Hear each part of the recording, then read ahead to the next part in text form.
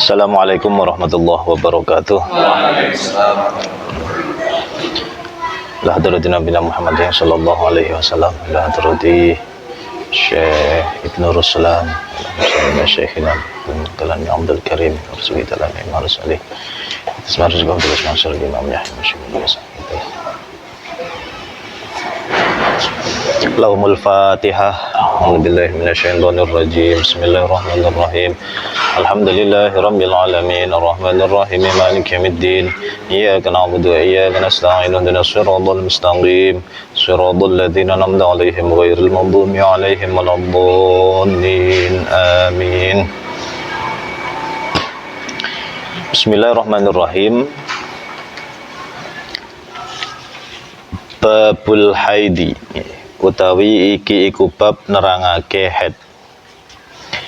Imkanuhu utawi kongange haid iku mimba ditisin sakwuse umur 9 taun. Wal aqal utawi kang paling gedhe iku yaumun sedina walailatun lan sewengi. Wa aktsarul ajal utawi luweh akeh-akehe mangsa haid iku khamsun 5 ila asyaratin ang tetep ing dalem sartane 10. Wal ghalibu utawi kaprai iku situn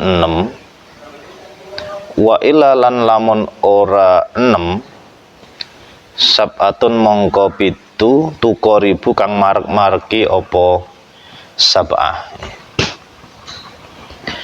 Jadi kita membahas kaitannya karo hukume haid, mempelajari kaitannya karo haid niku mergo tidak berkaitan dengan aktivitas ibadah wong lanang, sehingga hukumnya itu adalah fardu kifayah. Jadi cara awake dhewe mempelajari haid ki nek kanggo wong lanang ya fardu kifayah.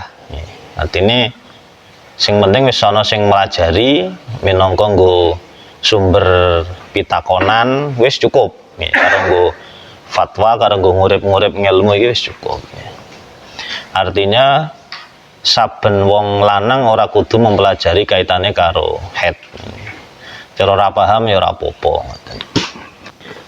Tapi nek kanggone wong wadon nggih mempelajari kaitane karo haid ini mergo terkait karo urusan ibadah nggih. Kan kaitane karo salat, kaitane karo poso, ini kan sangat erat hubungannya karo wong wadon. Kaitane karo haid sehingga mempelajari kaitane karo haid itu nek kanggo wong wadon ya fardu ain, kudu paham. Kono wong wadon ra paham urusan haid, ya berarti engko berdampak. Oh, lah salate piye? Lah posone piye? Ya kan? Mesti nek ra paham terus pertanyaane salate piye? Wong urusan haid wae ora paham. Sehingga nek kanggo wong wadon ya hukume fardu ain. Nggih. Fardu ain kuwi nek ilmu sing fardu ain umpama ana wong wadon nggih. Wong wadon niku njaluk izin bojone arep aku tak belajar haid. Bojone iso ngajari, kuwi nglarang oleh. Rasah ngene iki oleh. Nek bojone iso ngajari. Nek bojone ra iso ngajari, nek ilmu-ilmu sing fardu ain nggih. Tak belajar haid, kula badhe belajar haid. Rasah, padahal ra iso ngajari. Kuwi cara umpama tanpa izin terus berangkat ngaji belajar sing fardu ain lho nggih. Nek kur ngaji pengajian endi ngono nglarang ya punya wewenang nggih. Lah iki sing fardu ain lho. Misal bab haid ra paham. Arep belajar ngene iki nek pancen sing garwane iki ra iso ngajari, ora berhak nglarang. Mau nekat mangkat ne ora apa-apa. Iki kaitane fardu ain. Kaitane karo sah orane ngibadah sing dilakoni. Nah terus neng kene mau dijelaske nggih, imkanuhu mim ba'di tis'in. Jadi wanita pertama kali haid itu umur 9 tahun. 9 tahun. 9 tahune nganu lho, kalender Komariah. Sing nggo patokan ora kalender Masehi. Ini jadi seorang wanita pertama kali haid itu umur 9 tahun. Cara di anane nggih 9 tahun kurang 16 hari. Ya, berarti 8 tahun punjul 14 dino. Iku mau dihitung nganggo kalender Hijriah. Iki wis 8 tahun punjul 14 dino. Ya punjul 15 dino. Oh, wis nganu. Wis darah yang keluar nanti dihukumi haid. Jadi 9 tahun kurang 16 hari. Cara hitungannya. Kurang 16 hari. 8 tahun 14. Hitungannya dino 30. Nggih. Niku. Beberapa waktu yang lalu nggih, ada nggih orang yang nanya ke saya nggih.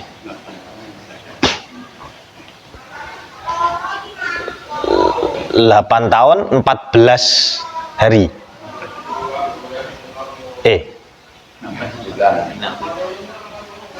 Kan 9 tahun kurang 16 hari. 8 tahun lebih 11 bulan, benar 11 bulan.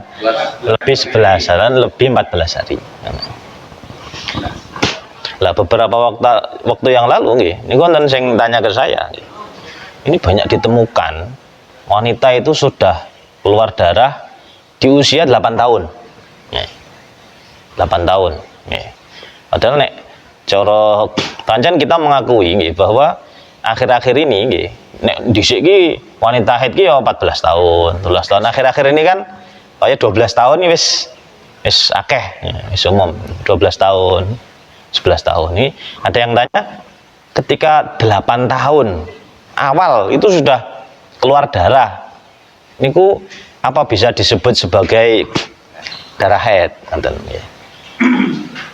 Karena katanya ini paling hanya 1-2, enggak, ini ada 2-3 anak mengalami jadi tetap patokane niku adalah ya 9 tahun kurang 16 hari atau berarti 8 tahun 11 bulan 14 hari. Karena memang ya kita dasarnya kenapa perumusan 9 tahun kemudian minimal haid 1 hari 1 malam itu kan dalam hadis memang tidak disinggung dan sudah menjadi semacam kaidah bahwa mala dhabita lahu fi syar'i wala fil lughah yurja'u fihi lil wujud. Jadi sesuatu yang oleh syariat kemudian oleh bahasa itu tidak dibatasi, maka standarnya itu dikembalikan ke fakta di lapangan.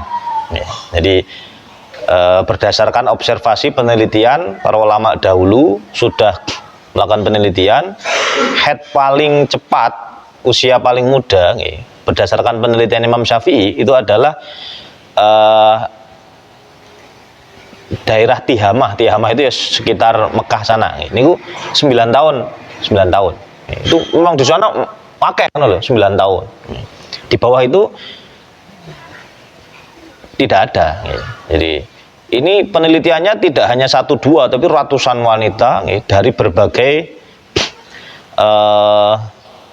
usia dan latar belakang ekonomi yang berbeda-beda. Jadi ini istiqra penelitian pada zaman itu. Dan diputuskan bahwa minimal wanita haid itu 9 tahun. Nah, 8 tahun itu masih nganu mesti belum bisa dijadikan sebagai patokan. Jumlahnya nggak sebanyak yang hasil penelitian 9 tahun itu. Jadi terus status darah yang keluar apa? Kalau keluar di usia masih 8 tahun, statusnya nggih darah istihadah nggih. Wal aqal yaumun wa lailatun nggih. Minimal haid itu 1 hari 1 malam. Kalau keluar terus-menerus. Kalau keluar terus-menerus ya 1 hari 1 malam. Nek terputus-putus nggih minimal 24 jam. Darah itu ditandai bukan kok, jangan dibayangkan darah keluar, enggak. Ketika dikasih kapas kok ada warna darah di kapasnya, wis berarti darahnya masih mengalir. Ya, ketika dimasuki kapas kok ada warna darah di sana, niku berarti ini masih. Engko arep salat, waya salat dicek maneh, masih. Ya, salat dicek maneh, masih. Tuh. Dan berdasarkan kebiasaan. Wa aksarul ajal khamsun ila asrotin. Maksimal darah haid itu keluar 15 hari. Maksimalnya 15 hari. Berarti kalau nanti ada wanita darah keluar melebihi 15 hari, itu masuk dalam pembahasan mustahadoh. Itu bagian tersulit dalam ilmu haid itu mustahadoh. Jadi orang yang keluar darahnya melebihi 15 hari itu nanti ada pembahasan tersendiri. Itu bagian paling rumit kan, macam-macam nanti. Keluar 15 hari itu ada yang pengalaman pertama haid, ada yang sudah pernah, terus nanti keluar melebihi 15 hari itu ada yang bisa dibedakan antara kuat dan lemah. Jadi darah kuat ini merah, hitam, ini darah kuat. Lemah ini keruh, kuning. Ada yang tahu kebiasaan haidnya. Ini berpengaruh nih di mana ya? Ada yang tahu kebiasaan haidnya. Kebiasaan ini 1 kali wis dianggap kebiasaan. Misal dhisik pernah haid 7 hari. Kemudian bulan berikutnya ternyata keluarnya 15 hari, melebihi 15 hari. Nanti kalau memang nanti itu sebenarnya pembahasannya nggak cukup 30 menit, 40 menit. Pembahasan sing keluar darah melebihi 15 hari ini. Nah itu bisa di apa nih? Lebih dari 15 hari. Gini. Jadi kalau istilah dalam syariat bukan disebut darah haid. Bukan disebut sebagai darah haid. Itu nanti darah istihadah. Yes, bisa disebut darah kotor, bisa, atau darah penyakit ya sakit kan. Haid itu memang keluarnya bukan karena penyakit kan. Jadi memang alami, sehat. Nek karena penyakit tertentu keluar itu nanti bukan disebut darah haid. Sebenarnya terkait dengan haid ini, dulu di awal Islam, ketika itu para sahabat itu mempertanyakan hukumnya. Karena di masa jahiliyah, wanita yang haid itu diperlakukan tidak secara manusiawi. Orang-orang Yahudi pada zaman jahiliyah itu kalau ada salah satu keluarganya kok datang bulan, itu diasingkan. Jadi makan bareng nggak boleh, tidurnya di luar rumah. Jadi diperlakukan tidak manusiawi. Kalau orang-orang Nasrani pada zaman itu kebangetan, malah hubungan suami istri dikumpuli.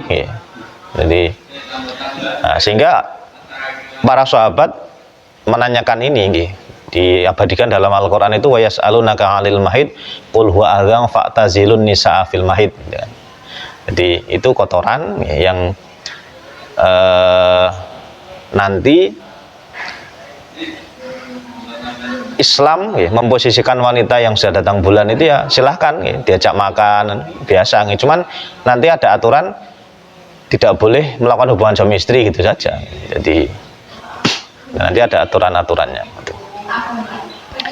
Terus wal ghalibu situn wa ila sab'atun tuqribu. Umumnya wanita haid itu 6 atau 7 hari, ini umumnya. umumnya 6 atau 7 hari. Kemudian berarti kalau 6 atau 7 hari masa sucinya berarti ya kalau sehari itu ini hitungannya bulan itu bukan dihitung ini bulan Muharram, bukan. Langsung 30 hari hitungannya. Jadi bulan itu hitungannya 30 hari. Jadi bisa disimpulkan bahwa darah haid itu ditandai 4 paling tandanya 4. Yang pertama, keluar dari seorang perempuan yang sudah berusia minimal 9 tahun kurang 16 hari. Itu yang pertama. 9 tahun kurang 16 hari. Jadi kurang dari itu bukan darah haid. Yang kedua, keluarnya keluarnya minimal 1 hari 1 malam jika keluar terus menerus, atau kalau terputus-putus ya 24 jam. Kalau terputus-putus ya 24 jam. Yang ketiga, ini tidak melebihi 15 hari keluarnya.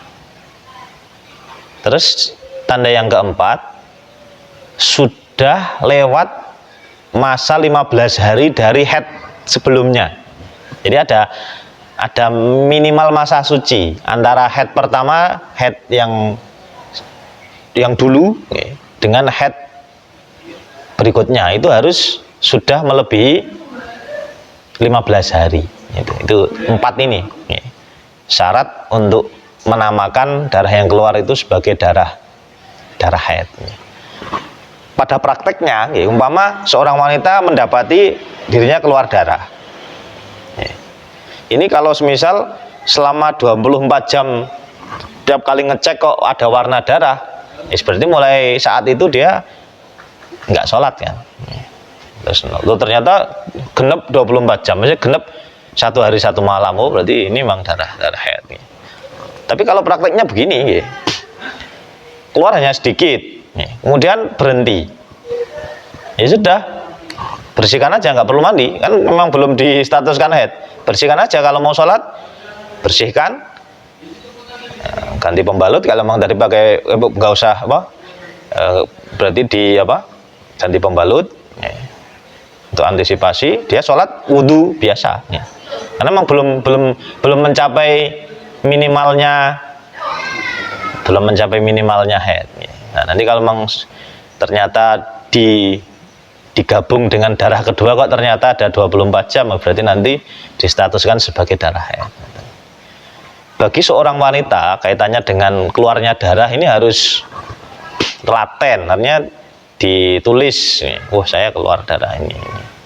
Untuk antisipasi nanti ini statusnya haid atau bukan. Juga antisipasi nanti kalau ternyata di bulan keduanya melebihi 15 hari, ya nanti acuannya nanti bisa memakai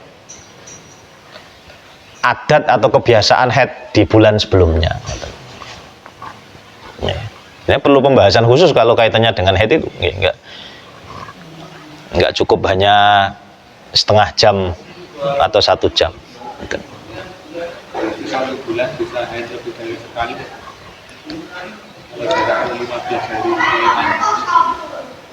Kalau jaraknya siklus pertama 7 hari. Nanti lebih dari jarak 16 hari berikutnya haid lagi itu sudah bisa. Iya bisa. Kalau memang melebihi sebenarnya nanti ada rinciannya. Nanti kalau yang haid pertama dipisah dengan haid kedua ini masih dalam rangkaian ini, nanti ada hitungannya tersendiri. Jadi sebenarnya untuk mempelajari haid ini kita nggak cukup dengan kitab ini, karena kitab ini memang ringkas. Kita harus mempelajarinya dengan kitab-kitab yang memang khusus membahas tentang itu. Ini akan lebih mendetail. Kita cukup tahu secara global mawon bahwa tadi itu 4 itu ciri haid itu. Yang pertama apa? Keluar dari perempuan yang minimal berusia 9 tahun kurang 16 hari. Terus keluarnya sehari semalam kalau memang terus menerus. Kalau terputus-putus ya 24 jam. Terus yang ketiganya adalah tidak melebihi 15 hari. Terus yang keempatnya, yang terakhir, sudah lewat dari 15 hari dari head yang sebelumnya.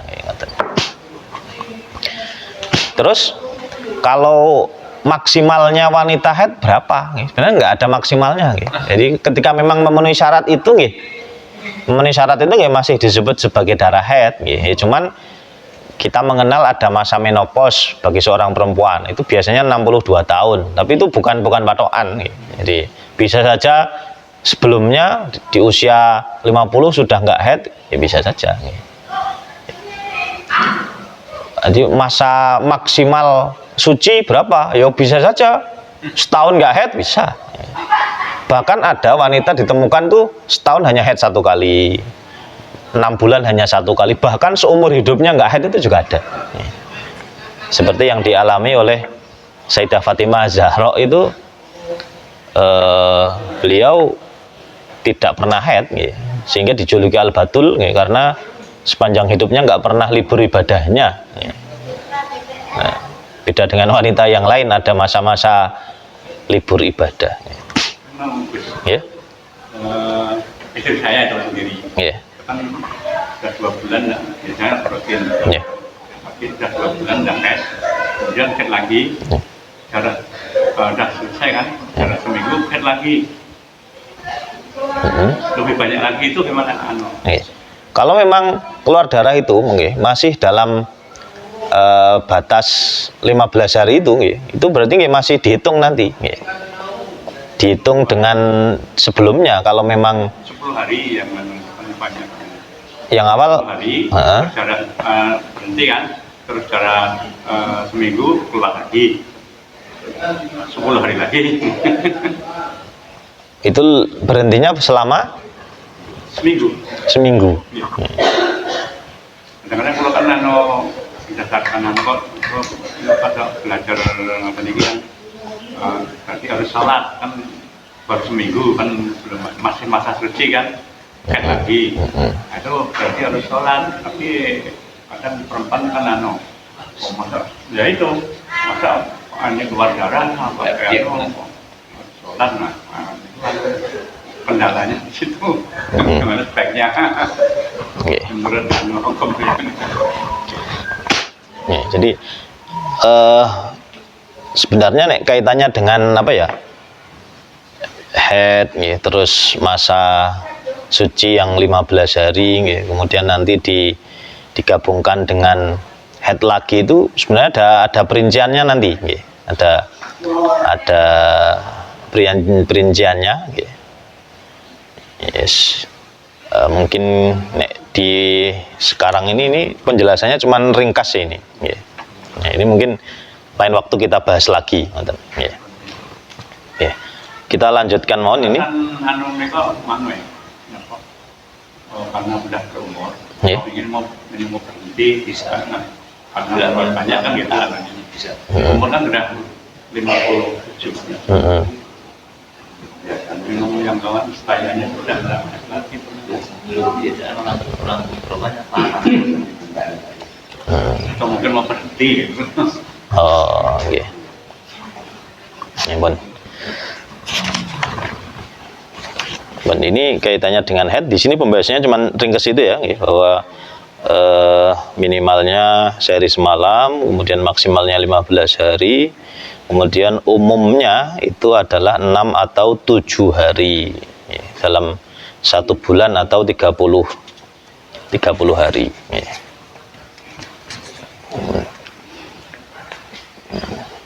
Terus yang penting untuk bagi wanita yang head, yang seperti pembahasan kemarin, bahwa selama head ini kita dianjurkan untuk tidak memotong kuku dan rambut. Kalau sudah terlanjur terpotong, itu nanti yang dibasuh cukup kulit sama tempat tumbuh rambutnya saja, nggak usah dicari rambut saya tadi di mana ini.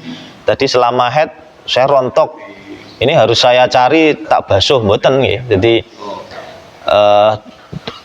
kalau sudah ada rambut yang rontok atau terlanjur motong kuku semisal, ini yang ketika mandi kelak, ini yang dibasuh cukup tangan sama tempat tumbuh rambutnya aja, ya. Rambutnya nggak perlu. Ya. Kalau mandi nafas sudah otomatis basuh. Nah ini otomatis. Ya. Hanya nggak perlu dicari yang dulu rontok, nggak usah perlu di. Tidak semua. Itu sih. Ini nggak perlu, itu nggak wajib. Itu terus hukum memotong kukunya gimana? Itu nggak sampai haram, gitu.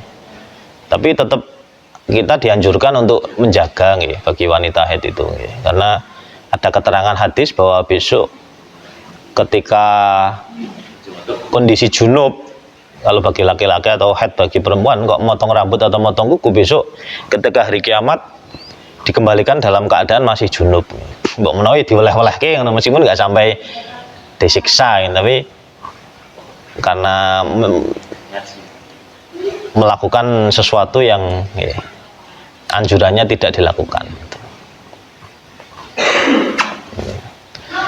Terus di bab yang kemarin itu bahwa kalau ada wanita haid, kemudian mulai haid, sudah lewat waktu sholat, itu nanti kalau sudah lewat waktu yang cukup untuk sholat dan bersuci, dia besok harus ngodoin. Misal adzan maghrib tiba, sudah lewat waktu yang cukup untuk sholat dan bersuci, misal 5 menit, 7 menit, 10 menit, itu sudah lewat. Ini kan digunakan untuk wudhu dan sholat kan cukup. Jadi besok kudu ngodoin sholat maghribnya. Karena sebenarnya bagi wanita haid kan ada keringanan, nggak usah melaksanakan sholat dan mengkodok sholat.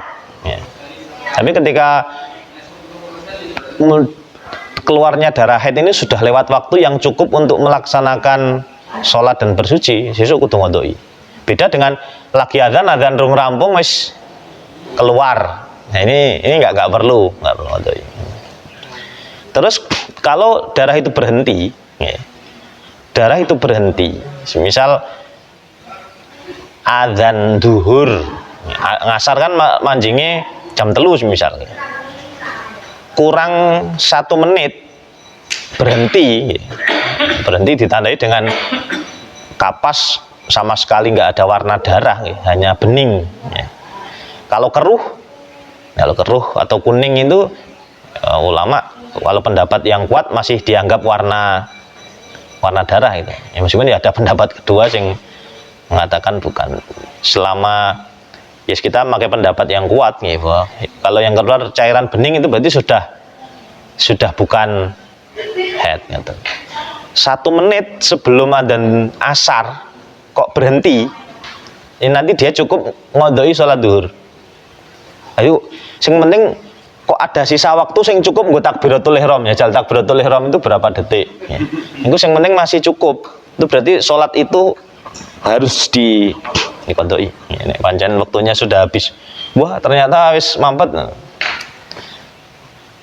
Kalau berhentinya itu di waktu asar, maghrib kurang 2 menit misal, atau kurang 1 menit, dipastikan berhenti tenan.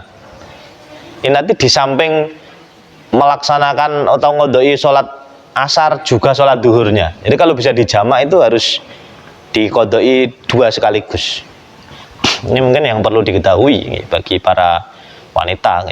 Artinya ini penting sekali untuk mencatat dan memastikan kapan mulai keluar darah, kapan berhentinya. Untuk nanti katanya dengan puasa, katanya dengan sholat mana yang harus dikodoi. Enggak kok yang penting wah iki waktu isya betul durung sholat isya keluar, berarti sholat isyanya libur. Enggak. Kalau memang sudah lewat dari awal waktu, sudah lewat waktu yang cukup untuk bersuci dan sholat, ya sesuk kudu dilakoni sholatnya itu, besok harus dikodok itu. Misalnya buatan sadar le mampet itu perjalanan. Perjalanan di beliau ini le mampet misalnya dari maghrib itu mau le mampet itu sak durung maghrib apa maghrib. Berdasarkan kebiasaan mawon kan biasanya wanita itu merasa nggih, wah iki wis anu nggih. Ya kalau memang merasa belum nggih, ya berarti kalau memang taunya nggih setelah manjing maghrib nggih, iki mau le manjing sadurunge maghrib ora ya. Nek sadurunge maghrib kan dia harus punya tanggungan duhur dan asar sekaligus sih. Kalau memang taunya dia habis maghrib nggih, ngambil yang dia mantepi mawon nggih. Jadi ngambil yang dia mantepi mawon berdasarkan kebiasaannya bagaimana. Kalau memang dia sudah sudah berhenti, kan berarti sudah wajib sholat. Ini berarti nggih seketika itu juga harus mandi. Kalau memang sudah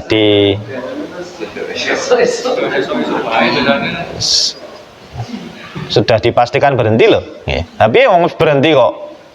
Kalau memang sudah berhenti, memang harus segera melaksanakan sholat. Tapi kalau puasa bisa diundur. Misal berhenti darah jam 3 malam. Besok puasa Ramadan. Itu nanti mandinya ketika mau sholat subuh boleh. Karena puasa itu disyaratkan yang penting tidak haid. Meskipun belum mandi itu boleh. Misal sampean bengi-bengi poso junub semisal, nggak harus mandi sebelum adzan subuh, mandi setelahnya nggak apa-apa. Meskipun anjurannya, sunnahnya itu ya kalau junub mandinya sebelum subuh, tapi itu nggak harus cepat-cepat mandi. Jadi kalau mau sholat ya harus mandi. Terus kalau hubungan suami istri gimana? Nek wes hete mandek tapi durung adus, apakah boleh melakukan hubungan istri? Nggak boleh, harus mandi dulu. Harus mandi dulu. Ini nggak boleh. Oh, ini kan yang penting sudah berhenti belum. Jadi kalau puasa boleh, meskipun belum mandi boleh. Tapi nek hubungan suami istri harus mandi dulu. Adna nifasi utawi luweh sedhithike mangsane nifas iku lahdhatun sak kecerotan. Aksahu ta luwih akeh-akeh nifas iku situna swidak dina wal ghalibu ta kaprai nifas iku 40 dina. Minimalnya 1 tetes,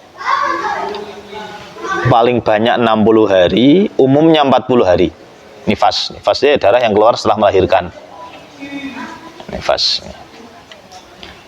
In abaro lamun ngliwati apa getih al aktsara ing luwih akeh-akeh haid wastadamalan lumintu apa getih keluar terus menerus melebihi masa maksimalnya haid fa mustahadatun mongko utawi wadon iku aran mustahadah seperti yang saya singgung itu. Khawat kang mengko apa mustahadah aksama ing pira-pira werna nggih. Ya, mustahadah nanti dibagi macam nggih. Kan seperti tadi saya singgung. Ini perlu ngaji khusus ini sing kaitannya sama mustahadah ini. Artinya orang keluar darah melebihi 15 hari itu kan bisa pengalaman pertama dia haid. Bisa. Nggih. Kalau pengalaman pertama bisa darahnya ini beda-beda nggih. Awal-awal agak hitam, terus ke belakang warnanya semakin bening. Ini nanti juga ada perbedaannya nggih. Terus bisa aja itu bukan pengalaman pertama sudah pernah haid. Ada yang tahu kebiasaan sebelumnya, ada yang lupa. Lah sing pertama dhisik lali radi eling-eling, itu nanti juga semuanya itu tergantung nanti masuk yang mana. Itu pembahasannya panjang itu. Lam yanhasir ora kebates apa aktsaru waktu tuhri akeh-akehe wektune suci. Jadi masa suci itu nggak ada batasan. Ini masa suci mesti wanita tidak haid itu nggak ada batasannya.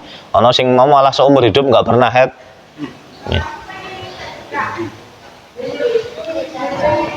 Ama aqaluhu anapun utawi luwih sithik-sithike tuhri iku fanis fusyahri setengah. Minimal masa suci minimal itu adalah 15 hari. Minimal masa pemisah antara haid pertama dengan haid yang selanjutnya itu minimal 15 hari. Summa aqalul hamli mongko utawi sithik-sithike wetengan nggih. hamil iku situ asyurin 6 bulan. Minimal masa kehamilan itu 6 bulan. Wa arbaul awami utawi 4 tahun iku aksol aksari luweh akeh-akehe pira-pira wetengan. Jadi masa paling lama itu adalah 4 tahun. Jadi ini berdasarkan kenyataan bahwa 4 tahun. Imam Malik mengatakan di sini, ada tetangga saya, kata Imam Malik, tetangga saya itu istri dari Muhammad bin Ajlan, itu wanita yang jujur, suaminya juga orang yang jujur, orang yang benar. Itu hamil 3 kali, itu 12 tahun, artinya masing-masing 4 tahun. Nanti ngerasa ke hamil itu 4 tahun. Itu satu wanita ya. Maksudnya hamil 3 kali itu 12 tahun. Karena masing-masing kehamilan itu 4 tahun. Jadi kisah nyata emang masa paling lama hamil itu 4 tahun. Ya ojo dibayangke terus bayine gedene 4 tahun ngono ya ora mestine wis sesuai ukuran mestine. Ora kok terus wis iso mlayu mesen lahir ngene ya ora.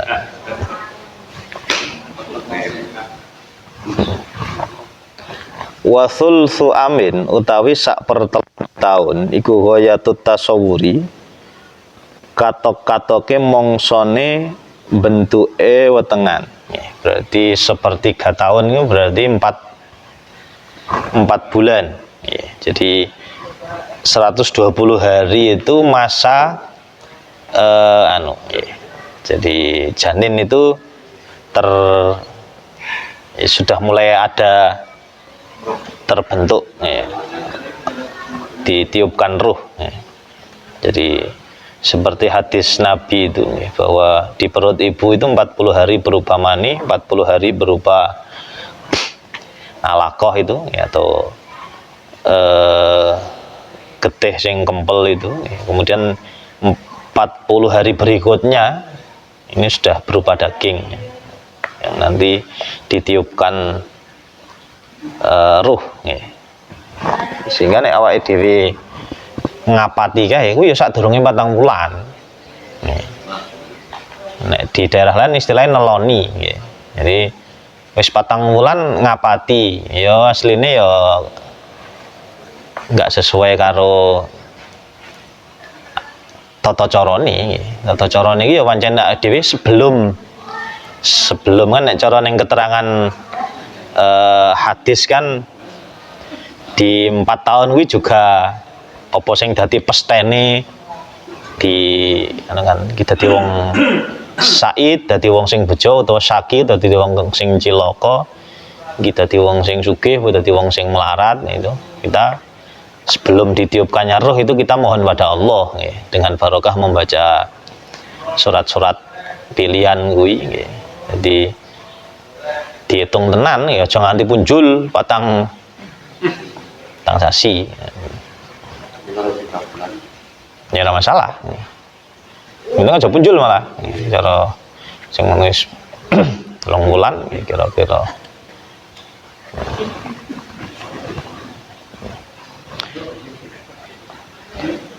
Wa ghalibul kamili utawi kaprae wetengan kang sampurna ikuti suasyurin 9 wulan. Dadi umume ya sing akeh ya melebihi ya akeh, tapi umumnya kuwi kandungan itu selama 9 bulan. Umumnya.